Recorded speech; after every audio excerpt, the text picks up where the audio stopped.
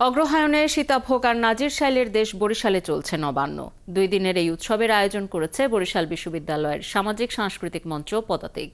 নবান্ন উপলক্ষে বিশ্ববিদ্যালয়ের মুক্ত মঞ্চে বসেছে মেলা। বিধান সরকারের প্রতিবেদন। নবান্নে যোগ দিতে বিশ্ববিদ্যালয়ের ছাত্রীরা সাজে প্রাচীনকালের গ্রামীণ নারীদের মতো করে রঙিন শাড়িতে। গ্রামীণ এই উৎসব বিশ্ববিদ্যালয়ের মাঠে অনুষ্ঠিত হলেও তারা এখানে সৃষ্টি করেছে গ্রামীণ আবহাওয়া।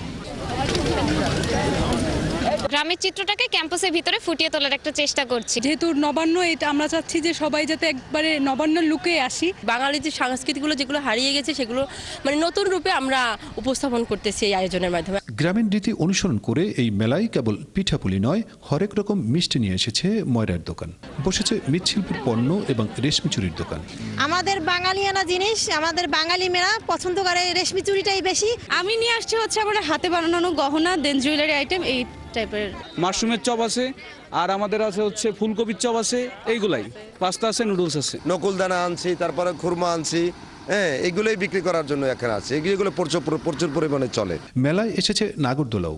এমন পরিবেশ পেয়ে কেউ কেউ বলছিলেন তারা শৈশব ফিরে পেয়েছেন কিছুক্ষণের জন্য। খুবই এনজয় করছি এবং শৈশবকে আসলে ফিরে পাচ্ছি। মেলার পরিবেশটা অনেক সুন্দর, স্টলগুলো অনেক সুন্দর। আপুরা হচ্ছে রেশমি চুড়ি বিক্রি করে, তো হচ্ছে আমরা অনেকেই 3-4 জোড়া করে নিয়েছি। গ্রাম বাংলার রূপ তুলে ধরতে তাই মঞ্চ সাজানো হয় গাজীর পটের আদলে, গরুর গাড়ি আর পালকি দিয়ে।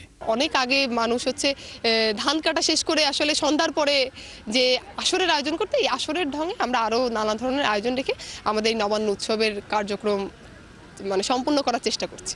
মেলায় সব মিলে 27টি স্টল খোলা হয়েছে। বিধান সরকার, 71, বরিশাল।